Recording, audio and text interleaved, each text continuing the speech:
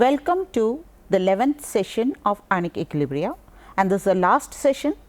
In this session, we will be dealing with common ion effect and solubility product.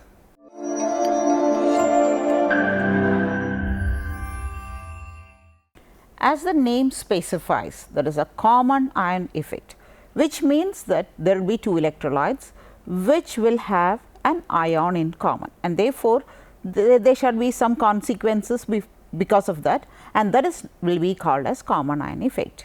And solubility product, you know that like ionic product, it will be the product of ions to which we will be considering a saturated solution. Okay. So, we will go in detail to the common ion effect. Now, common ion effect is the suppression of ionization of a weak electrolyte. So, point to be noted, the suppression of ionization of the weak electrolyte. It is not any electrolyte, but only of a weak electrolyte by the addition of a strong electrolyte which has got a ion in common with it. This is known as common ion effect. So, again I confirm here that it is the ionization of a weak electrolyte which is being suppressed by addition of a strong electrolyte, and that strong electrolyte should have an ion in common with the weak electrolyte. Here that I am going to take two electrolytes, one is acetic acid, the other one is sodium acetate. You know that both have an ion in common, which is that acetate ion here, and in salt also we have the acetate ion. Now, what happens here is acetic acid is a weak acid, or I can call that to be a weak electrolyte or a weak acid because that is an acid. Now, sodium acetate, it is a strong electrolyte. This is strong. Now, what happens is the sodium acetate will ionize totally, giving acetate ions and sodium ions. But in the case of acetic acid, it exists in a dynamic equilibrium with the unionized acetic acid molecules and ionized ions from acetic acid. Now, what happens is, since this is in an equilibrium and to this same system you have addition of acetate ions. According to Le Chatelier's principle, what will happen as the concentration of acetate ion increases in the equilibrium, this will be shifted towards left. That is, here it is the ionization of the weak electrolyte. So, here again it is to be noted that suppression of ionization of the weak electrolyte by addition of a strong electrolyte which has got an ion in common. Another example is, you take ammonium hydroxide, need not be always an acid, it can also be an alkali too, that is a weak ammonium hydroxide which exists in a dynamic equilibrium with ammonium ions and hydroxyl ions, to which we are adding ammonium chloride. Both have got an ion in common. What is that ion? NH4 plus. Okay. So, ammonium hydroxide is only feebly ionized as ammonium ions and hydroxyl ions, while ammonium chloride being a strong electrolyte, this is strong, it is completely ionized as ammonium ions and chloride ions. So, again to this equilibrium we are going to put more of ammonium ions. What will happen? According to Le Chatelier's principle, to nullify the increase of ammonium ions, the backward reaction is favored. That means, ammonium hydroxide ionization will be suppressed. So, this effect is known as common ion effect. Next, let us see what is meant by solubility product. So, before going to solubility product, we know that we have heard of ionic product. Suppose I am having a salt like AgBr. Okay. This AgBr which exists in the solid state, when put in solution, it goes into solution as Ag plus ions which will be in the solution. Therefore, I have denoted as aqueous plus Br minus again in the aqueous state. Here this is in the solid form, it goes into solution as Ag plus and Br minus. Now, when we consider the ions concentration in this solution, that will be taken as ionic product Qp, which is equal to concentration of Ag plus into concentration of Br minus. As far as the solution is not saturated, once the solution becomes saturated at that given temperature, we have to consider the ionic product in a different way, and that is known as solubility product, that is equal to concentration of again Ag plus and Br minus ions. It is the same as that, but here it is in a saturated solution. So, that is the difference between ionic product and solubility product. Now, let us go for the definitions. Solubility product Ksp, it is denoted as Ksp. It shows that it is a solubility product of a sparingly soluble salt at a particular temperature, is defined as the product of molar concentrations, is the product of molar concentration of its ions. Now, again one more point, raised to their stoichiometric coefficients. Now, in this case we have stoichiometric coefficients of Ag plus is 1 and Br minus is 1, and therefore, we do not have any power over here. We will consider some electrolytes in which we can have the stoichiometric coefficients. Okay. There I will clarify that, raised to their stoichiometric coefficients in a saturated solution. That is very important, in a saturated solution. So, that is the amount of salt which a solution can hold at a given temperature. Above that, precipitation occurs. Below that, it becomes ionic product or it is an unsaturated solution. So, ionic products are taken when we take unsaturated solution, and solubility product is only when the solution is saturated condition. Next, they have mentioned that what do you mean by ionic product? It is the product of molar concentrations of ions again raised to their stoichiometric coefficients in an unsaturated solution. See, it is in an unsaturated solution at a given, because as temperature changes, the concentration also changes. It is known as ionic product. It is denoted by the letter Qp. Okay. So, saturated solutions means I will put it as Ksp. If it is unsaturated, I will mention it as Qp, which means it is simply the product of ionic concentrations in an unsaturated solution. Now, let us consider the dissociation of AgCl. AgCl solid when put in water goes as Ag plus aqueous and Cl minus aqueous. In this case, Ksp is equal to concentration of Ag plus into concentration of Cl minus. Hope it is clear. It is very easy. Now, let us go for another example where we have the stoichiometric coefficients. See, this is lead chloride, say partially soluble salt. When put in water, you will have lead chloride dissociates into 1 molecule or 1 mole of Pb2 plus and 2 moles of chloride ions, because here we have Cl2. So, you will have 2 moles of chloride ions. Now, in this case, the solubility product Ksp will be equal to, this has the stoichiometric coefficient 1. So, I can put it as Pb2 plus concentration raised to the power 1 or just put it like that into concentration of Cl minus ions raised to its stoichiometric power 2. So, the concentration terms have to be raised to their stoichiometric coefficients. This is what you have been seen in when you have studied the equilibrium constants in any of the previous lessons. Now, here we have another example, that is calcium phosphate. Here Ca3PO4 twice.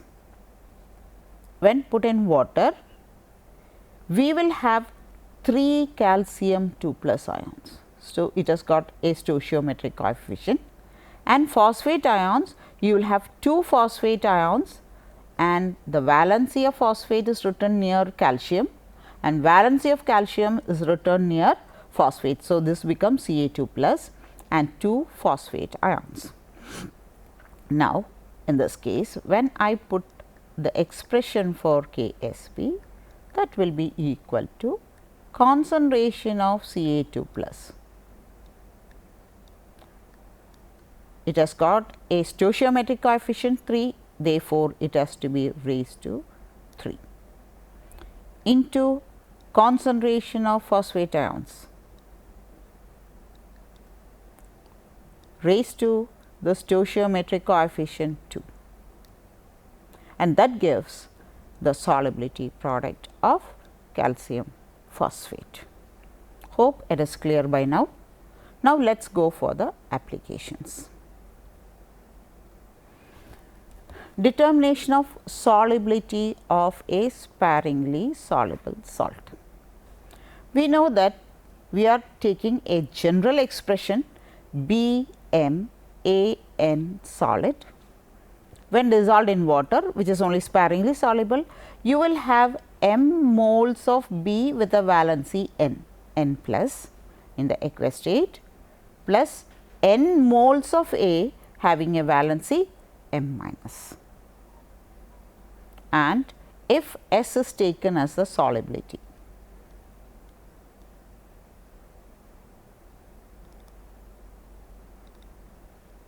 S is taken as a solubility, here you will have m moles, that is, if 1 mole of BMAN is dissociated, you will have m moles of Bn plus, right, and therefore, if S is a solubility, it will be S times solubility. For 1 mole it is S, then for m it will be m into S. In this case it will be n into S. Okay.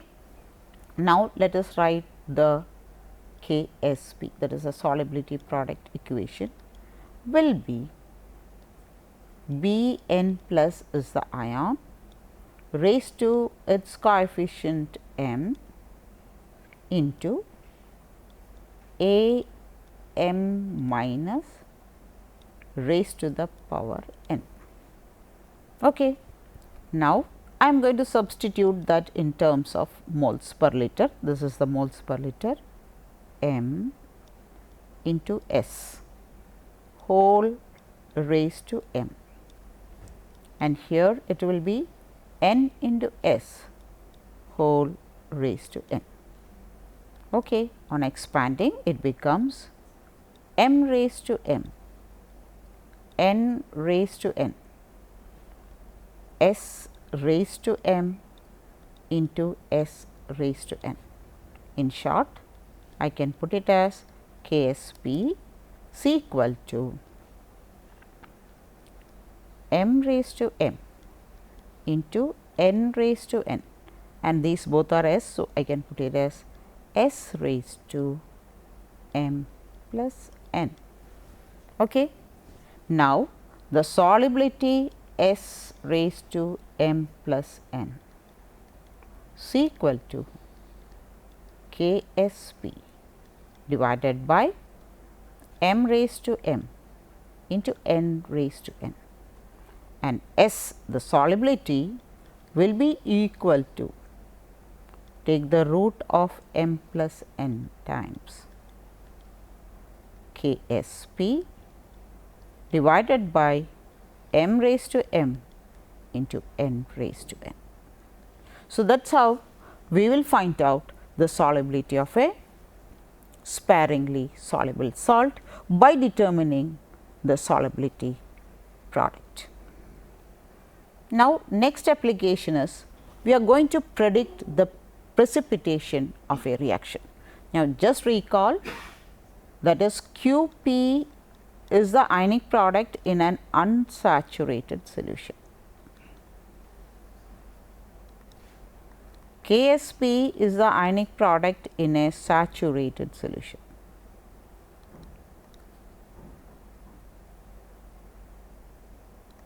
Okay. So, saturated solution is a solution, it can hold the maximum amount of ions at that particular temperature. Once it exceeds, it is thrown out of the solution, or you can say that what is happening here, that is, it is being precipitated. That is what we say. Whenever you see a precipitate being formed, it means that the ionic product is greater than solubility product. So, that which is in excess to solubility product, that is being precipitated out. So, precipitation of an ionic substance from a solution occurs when ionic product exceeds the solubility product at that temperature. Of course, it is temperature dependent. If temperature changes, the precipitation also changes. Now, here when QP is greater than KSP, precipitation will take place, or you can say precipitation occurs. So, it is the only condition where a solution gets a precipitate in it by adding a reagent to that. So, that its ionic product should exceed the solubility product of that precipitate which is to be precipitated at a given temperature T. Now, let us see the next application in inorganic qualitative analysis. In inorganic qualitative analysis of cations, we add dilute HCl and H2S together to precipitate the cations of group 2. That is, we are going to add H2S only in the presence of HCl, not simply H2S to the cationic solution. And group 2 cations are mercury, bismuth, copper, cadmium, arsenic, antimony, tin in both oxidation states. For precipitation, what we do is we are adding H2S, and this is a weak electrolyte, and we have H2S in the presence of HCl, which is a strong electrolyte. Now, what happens is the strong electrolyte gets completely ionized into its ions as H plus and Cl minus, and since the concentration of H plus ion increases, in the equilibrium shifts to the left hand side according to Le Chatelier's principle. Now, what happens is only a very few sulfide ions will be produced, and since the solubility product of group 2 cations are low, that means it requires only very small amount of Mn plus into sulfide ions, that is a solubility product. The value is very low, means it requires only very small amount to get it precipitated. So, what happens is if we add HCl and then pass H2S, only very few sulfide ions are produced, which is sufficient to precipitate the group 2 cations. Now, here there is another group which is precipitated as sulfides, and that is group 4 metals. These metal ions, they are cobalt, nickel, manganese and zinc. They are precipitated by group 4 reagent, which is ammonium chloride, ammonium hydroxide and H2S. Now, here we have the hydroxyl ions from ammonium hydroxide. So, H2S, which is feebly ionized as 2H plus S2 minus ion. Here the hydroxyl ion from ammonium hydroxide will react with the H plus ions of sulfuric acid, sorry, it is hydrogen sulfide, and it is removed from the solution. Now, what happens is here there will be a deficiency of H plus ions. According to Le-Chatelier's principle, more and more of H2S is ionized, producing H plus ions and sulfide ions. Now, what happens is when more and more of H2S ionizes, the concentration of sulfide ions increases. Now, group 4 cations, their solubility product, that is KSP, which is equal to concentration of Mn2 plus into concentration of sulfide ions. In this case, the value is high. Okay. Since the value is high, means it requires more and more of sulfide ions to get precipitated. In this case, it is low. That means it requires only very few amount of sulfide ions, and therefore, group 4 will not precipitate in group 2, because there it does not have sulfide ions sufficient to make the 4th group cations get precipitated. Okay. So, here we have, it is very important when you do the solution analysis, be careful that you have added sufficient amount of HCl when precipitating the 2nd group cations. And in the case of 4th group, it is very important there should be sufficient amount of ammonium chloride and ammonium hydroxide, so that there is sufficient amount of sulfide ions precipitate the group 4 cations. Okay. Next, let us see what happens in group 3. In group 3, the reagents are ammonium chloride and ammonium hydroxide, of which ammonium chloride is a strong electrolyte and ammonium hydroxide is a weak electrolyte. Ammonium hydroxide ionizes as NH4 plus OH minus, and ammonium chloride as ammonium ions and chloride ions. Now, this will be completely ionized and there will be sufficient amount of ammonium ions in the solution because of ammonium chloride, and this is feebly ionized and it exists in a dynamic equilibrium. And what happens is when the concentration of ammonium ions are increased, automatically the dissociation is suppressed of ammonium hydroxide.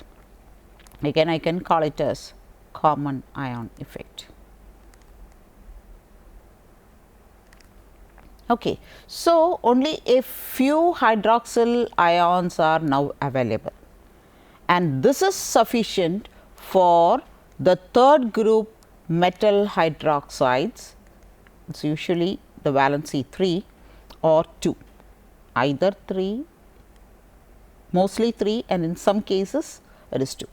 Now, the 3rd group hydroxides, they require only very small amount of hydroxide ions, because their solubility product is low.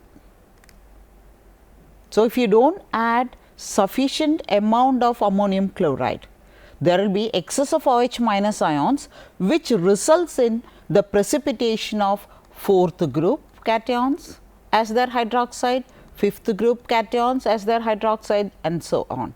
So, you will be having wrong precipitate in group 3. Okay.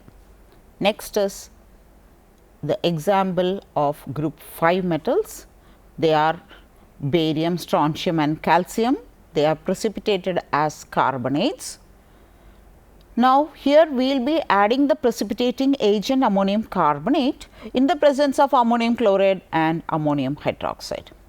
So, ammonium hydroxide, it decomposes to give ammonium ions and hydroxyl ions.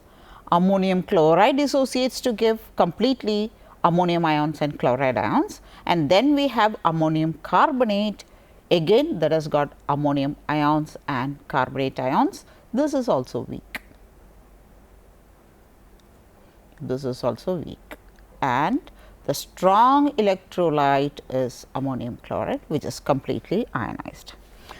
This ammonium chloride suppresses the ionization of ammonium ions in this case, and also in this case, both cases.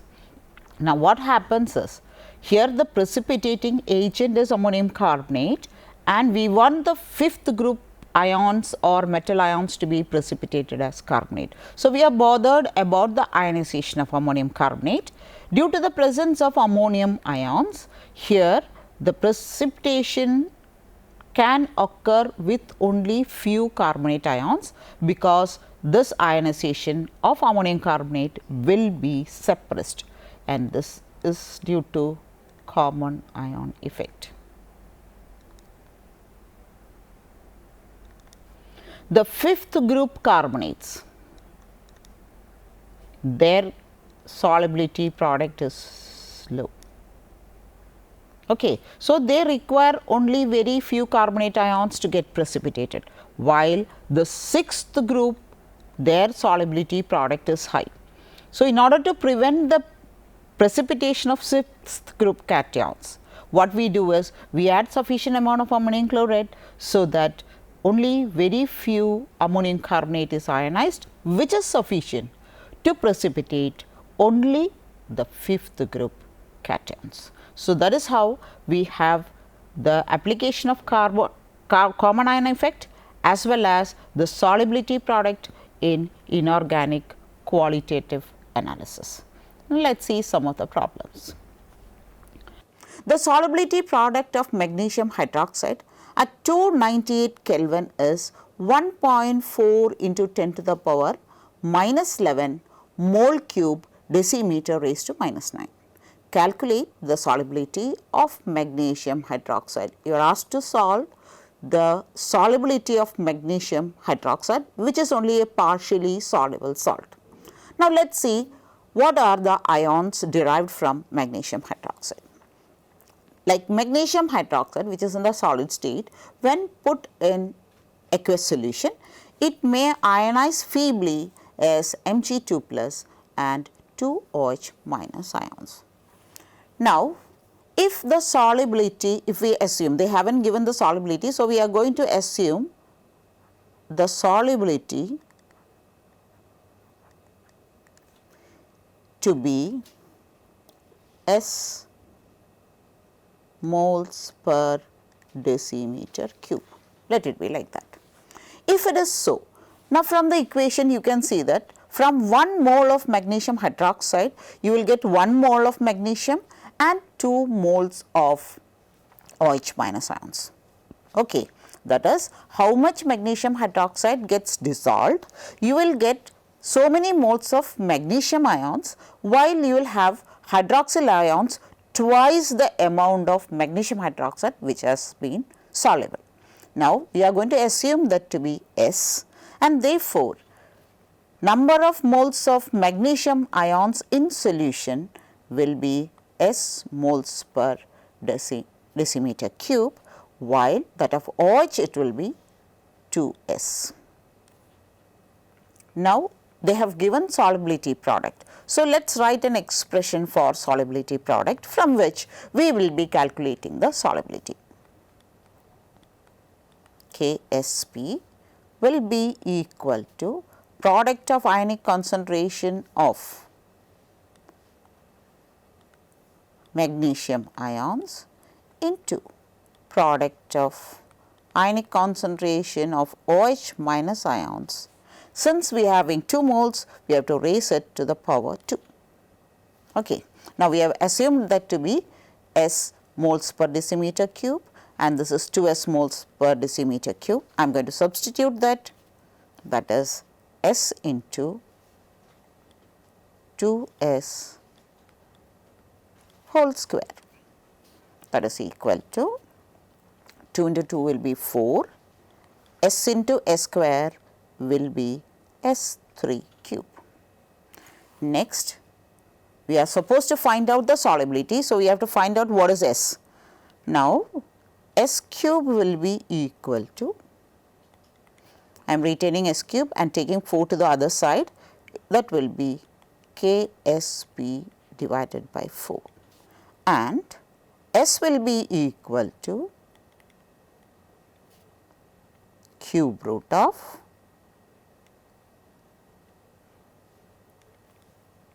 Ksp divided by 4. Now, we will substitute the values. We know that the value of Ksp is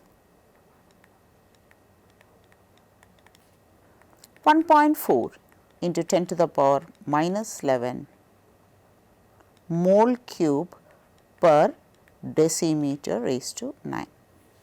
If that is so, I can substitute it here,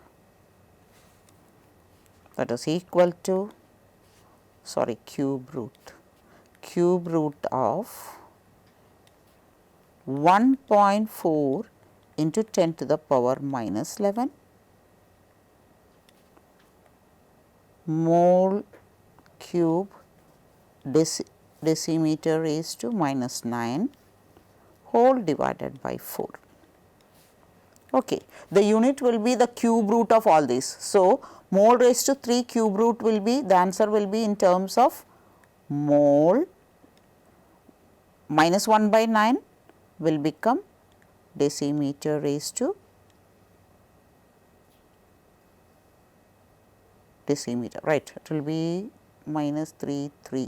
So, that will be decimeter cube by. Okay. Now, here the value will come around, if you take a scientific calculator, you will get it as 1.5183 into 10 to the power minus 4 mole decimeter raised to minus 3. Next one, predict whether. This is actually an application of both common ion effect and solubility product and also ionic product.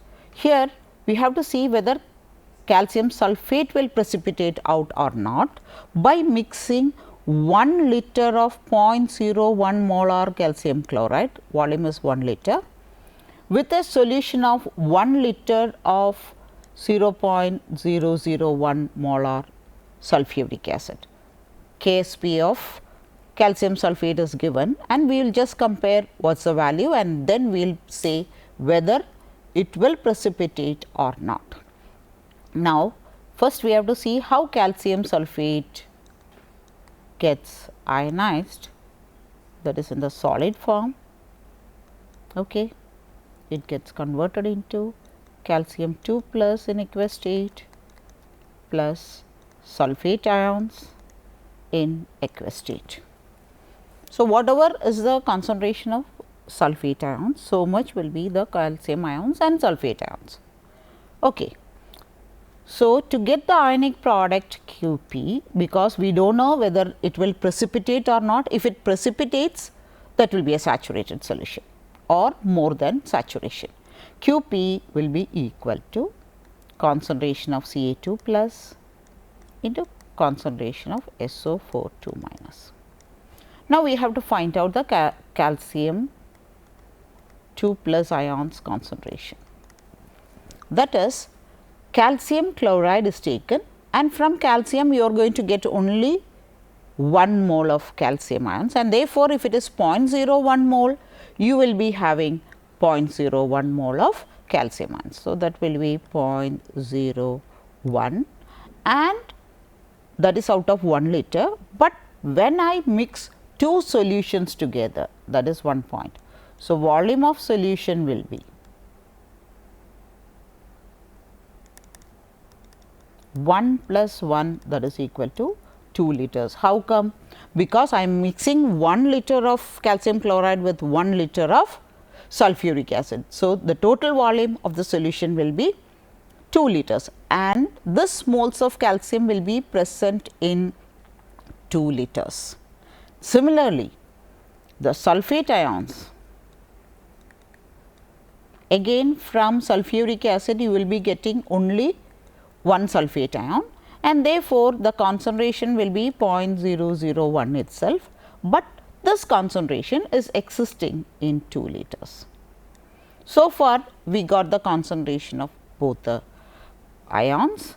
Now, I can find out the value of Qp is equal to 0.01 divided by 2 into 0.001 divided by 2. You can calculate it and you will get the answer as 2.6 into 10 to the power minus 6. There are 2 concentration terms. So, mole square raised to liter raised to minus 2. So, you got the value of Qp. Now, they have given the value of Ksp, and it is 2.4 into 10 to the power minus 5 mole square liter raised to minus 2. Now, comparing these two, we can see you do not compare the value alone, you check for the power of 10. It is 10 to the power minus 5 and this is 10 to the power minus 6. So, this is very much low. So, what does it mean? It will not precipitate, because Ksp and this is Qp, Qp is less than Ksp.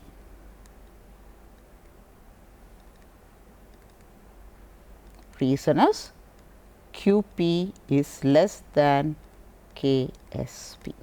So, it will not precipitate. This is how we check for whether it will precipitate or not. Now, the last one, Ksp of barium sulphate is 1.6 into 10 to the power minus 9 mole square liter raised to minus 2. Calculate the solubility of barium sulphate in pure water. In such cases, what we have to do is we have to first write down how it dissolves. That is, you will have barium 2 plus ions and 1 sulphate ions from barium sulphate. Okay. Expression for Ksp will be equal to concentration of barium 2 plus, which is in the aqueous state. We will take the ionic concentrations of only in the aqueous state, that is why we do not take barium sulphate. Okay. SO4 2 minus. Okay. This is Ksp. Now, you are asked to find out the solubility. For that, we assume that the solubility being S moles per liter. Okay. So, if S moles of barium sulphate dissolves, the coefficient is 1. Therefore, here also you will have S moles per liter. For sulphate also you will have S moles per liter. So, this will be S into S, that is equal to S square, and therefore, S will be equal to square root of Ksp.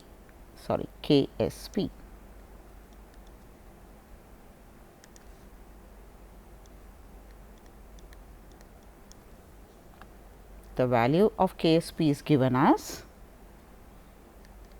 square root of 1.6 into 10 to the power minus 9, and the answer will be 4 into 10 to the power minus 5 moles per liter.